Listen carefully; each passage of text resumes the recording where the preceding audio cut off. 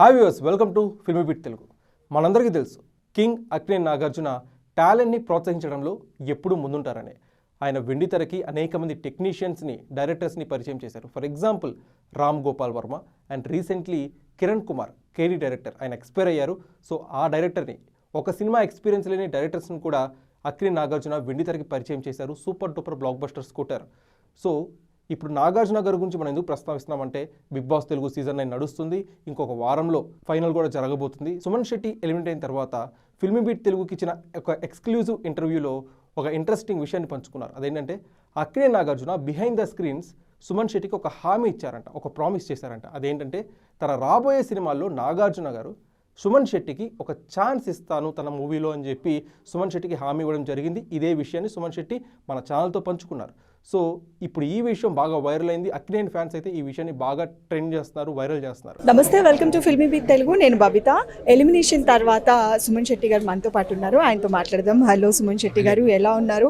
ఇంకొక 1 వీక్ అయితే బయటకు వచ్చేవాళ్ళు యాజ్ అ విన్నర్గా కావచ్చు, లేకపోతే టాప్ 5లోనో టాప్ 3లోనో చూస్తారు అనుకున్న సుమన్ శెట్టిని 14th వీక్లో బయటకు రావడం చూస్తున్నాము. సో ఎలా అనిపిస్తుంది మీకు? మేడం, అంటే నేను యాక్చువల్లీ టాప్ 5 వరకు ఉంటానని అనుకున్నాను, కానీ మనకి భగవంతుడు ఇక్కడ వరకే రాసి పెట్టాడని నేను అనుకుంటున్నాను మేడం. Still no I'm very happy మేడం. అఫ్కోర్స్ ఈవెన్ చాలామంది అందరూ హ్యాపీగానే ఉన్నారు. కాకపోతే మీకు ఓటేసిన వాళ్ళు, మిమ్మల్ని సపోర్ట్ చేసిన వాళ్ళు, చాలామంది ఆడియన్స్ బయట నుంచి చాలా డిసప్పాయింట్ అయిన వాళ్ళు ఉన్నారు.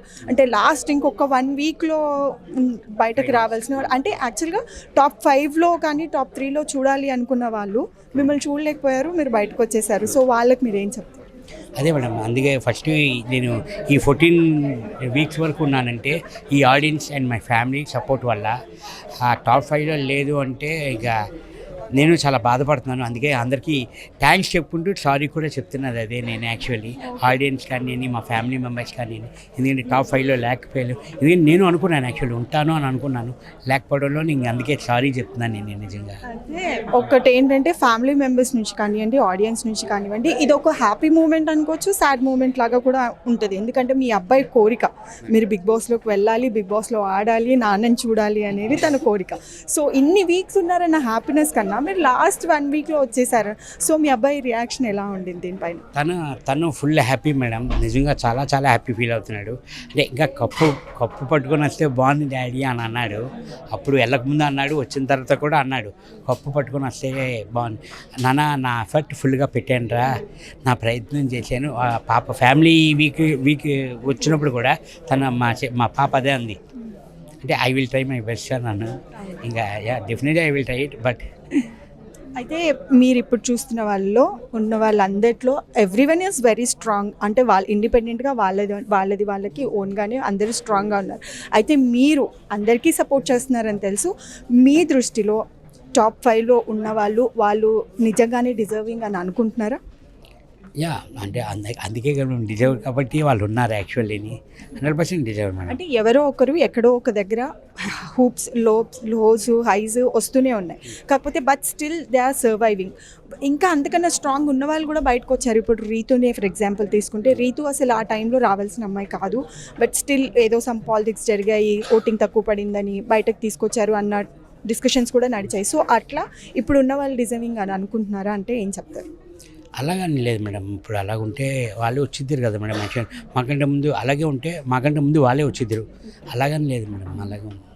ఓకే, సంజన గారితో ఇప్పుడు ఉన్న వాళ్ళందరిలో సంజన గారితో వర్ణి గారితో మీకు ఒక స్పెషల్ బాండింగ్ ఉంది. సో వాళ్ళని మీరు ఒక 1 వర్డ్లో డిస్క్రైబ్ చేయాలంటే ఏం చెప్తారు? అదే ఇప్పుడు మై ఫ్యామిలీ, అంతే మేడం, మై ఫ్యామిలీ. ఇప్పుడు ఉన్న వాళ్ళందరిలో డెమాన్ పవన్ కానివ్వండి, కళ్యాణ్ కానివ్వండి, వీళ్ళందరూ బయటకు వచ్చిన తర్వాత కూడా మీతో ఎలాంటి రిలేషన్ మెయింటైన్ చేస్తారు? 100% ఆ రిలేషన్ ఆల్రెడీ 3 days అవుతుంది మేడం ఎలిమినేషన్ అయ్యి ఇంటికి వచ్చి. నేను అప్పుడు ప్రజెంట్ బయట ఉన్న వాళ్ళందరూ సేమ్ అదే కంటిన్యూ అవుతుంది.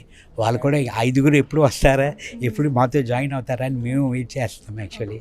అంటే మేము విన్నది ఏంటంటే బిగ్ బాస్కి ముందు కూడా మీరు సినిమాలు ఏవో సైన్ చేశారు అనేదైతే విన్నాము. అయితే బిగ్ బాస్కి ముందు, బిగ్ బాస్ తర్వాత లైఫ్ ఎలా ఉండబోతుంది? అంటే వచ్చి 3 days అవుతుంది, బట్ స్టిల్ మీకంటూ ఒక పర్స్పెక్టివ్ వచ్చేసి ఉంటుంది. ఎలా ఉండబోతుంది అంటే ఏం చెప్తారు ఫైనల్గా?